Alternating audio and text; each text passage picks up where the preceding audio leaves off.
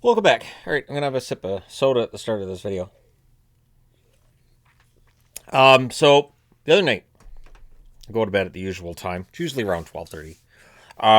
Hockey usually runs till about 10:30 before I'm done with my videos. And I don't want to just finish video, go to bed, get up, come back in here in the morning. And so I generally stay up and I watch usually two different TV programs or a movie. If it's early enough, I might be able to watch a movie with my wife. And so just a normal everyday evening. Now, I have a general rule that if I start having nightmares, that usually means I need to watch a horror movie. I don't know what that is. I don't know where that comes from. I don't know if it's just a me thing, but in general, if I start having nightmares of the disturbing variety, that means time to watch a horror movie, which makes them go away. I don't know what it is. Um, but the other night, I went to bed and I was having a harder time getting to sleep. It was a little after 1 before I got to sleep. And so I wasn't asleep that long.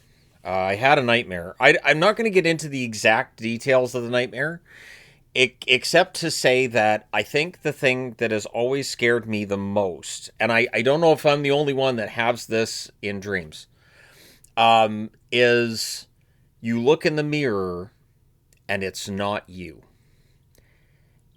And that nightmare that I had ended up evolving, and it blew up quickly. It went from basically I was doing just some mundane task. I look in the mirror and I'm like, okay, it looks like me. It's not me. It's not me. And there was no, because I'm in a dream, there was no, oh, it must be TEG and I'm THG or vice versa.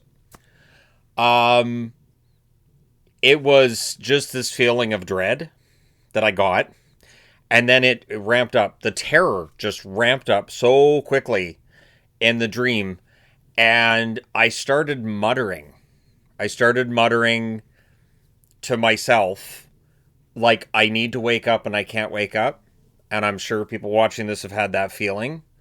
And I was very relieved when I started muttering, and I could hear myself muttering in my sleep, that Yvonne, in her sleep, rolled over and she touched my shoulder with her arm. And I woke up. And so then I thought, okay, so I'm awake. All right, I'm okay. And I thought, all right, now it's what time is it? Oh, it's 4 a.m. Well, I've had like a 3 hour sleep. I mean, I should be able to go back to sleep, right? See, I have this problem though. So I can have like this really amazing, fantastic dream, and then wake up because I'm all excited. The dream's fantastic. I had a dream once where I was on at the actual one of the actual ships from my books. So I was actually in one of my books, and I was on this spaceship. I was in space. Like, this was great, and it looked exactly like I'd always imagined it. And like I was on a shuttle. I was going to another ship, and I got too excited, and I woke up. Have I ever had that dream again? No. Has there ever been anything resembling that dream ever again? No. And that was many, many years ago, and I still remember it now because I tend to remember my dreams. And when they're really fun or really terrifying, those are the ones I remember. I also remember a dream I had when I was a kid where I was looking out the window of my trailer. I lived in a trailer park growing up. That will surprise many since I'm so cultured. But I was looking into the neighbor's trailer, and I just had this feeling of dread. And then I saw this like figure in the window, and I woke up right away. I knew that figure, whatever it was bad. It's November, so it's time to warm up the dirt bike. If you can hear that, if you can't, that's what I'm listening to in the background, which is mildly distracting. And I wouldn't record a hockey video, but it's TEG video, and we're just hanging out, so it's fine. It's probably Gary Bettman out popping wheelies. But so I see this thing in the window, and I wake up and I'm like, holy crap! And I was like, this is silly. This is silly. Why am I getting scared? This is just a dream. Something in a dream can't hurt me. Can't be hurt by something in a dream. So I went back to sleep, and I went back into that same dream. And so I look again at the neighbor's place, and there's nothing there. Then my bedroom door gets slammed open, and whatever this thing was, I did not see a face. I did not see anything. I just saw a black outline and a white halo around it. It was in my door. And I woke up swearing, admittedly swearing a lot, and saying, I'm up, I'm up, I'm up, I'm up, I'm up, I'm up, I'm awake, I'm awake, I'm awake. And I have learned over the years that if I try going back to sleep when there's this horrible dream, I will go back into that dream. It is waiting for me. And so I was left the other day on 3 hours sleep going, I have to get up. I have to get up because if I go back to sleep, I'm going right back into that dream. And I was genuinely terrified. Like I could feel my heart rate was ridiculously high when Yvonne put her hand on my arm, on my shoulder, and I woke up. And every time I started recalling the dream, I started getting nervous and short of breath again. And like I started thinking about just how terrifying this whole experience was, which is why I'm recording this video a few days after. I actually thought about making this video when I was awake that night. I was like, I'm in here. It's 5 a.m. Why don't I do a video on why I'm in here? And then I thought, no, I'm going to keep recalling it. And then there's a chance that the following night I could go back into the dream. So now I figure I'm a few days removed. I'm not giving all the details because no thanks. And I don't think there's any danger I'm going to go back into it when I go to bed. I do still have concerns. That morning too, well, that night when I got up, right, I didn't want to look in the mirror. I was like, all right, I'm not looking in a mirror for a bit. I'm going to just not look in the mirror for today. And which makes shaving, teeth brushing, all that fun stuff a little more odd. He said, I'm going to brush my teeth. I got to turn my back to the mirror. The other thing is in this house, there's a lot of mirrors. So it's a bit of a challenge. And it's not vanity. It's how this house was set up before we moved in. And we haven't replaced, there's mirrors all over the place. But, yeah, so I wanted to make this video just to ask the question of, do other people have this problem?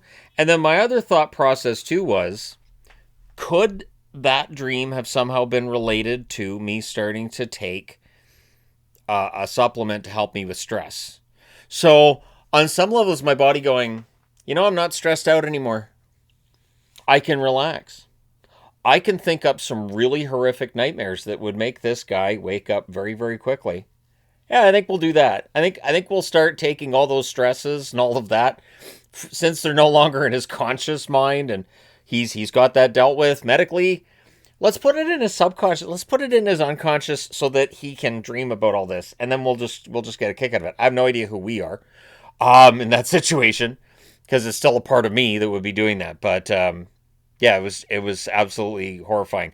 The interesting thing is, I stayed in here because I didn't want to wake my wife up. When my wife woke up in the morning, she didn't remember helping me wake up.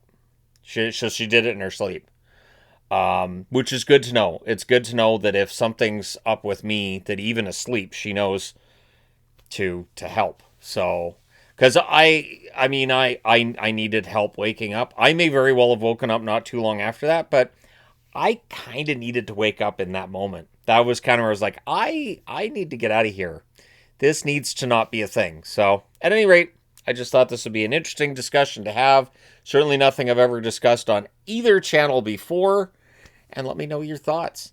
I'm not getting into all the specifics and all the details, but just know this was it, and it reminded me too of in horror movies, even as a kid, if there was a scene, Poltergeist being a good example. The mirror, the guy picking at his face, it just that scared the living hell out of me as a kid. That really, really did.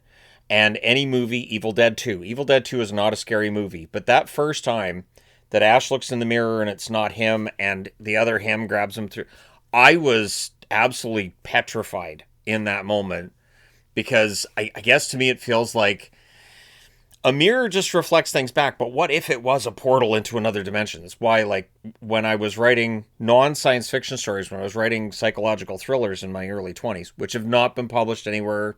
The only one that's a psychological thriller is one I wrote about 10 years ago called Run, but which is available on Amazon, etc., etc.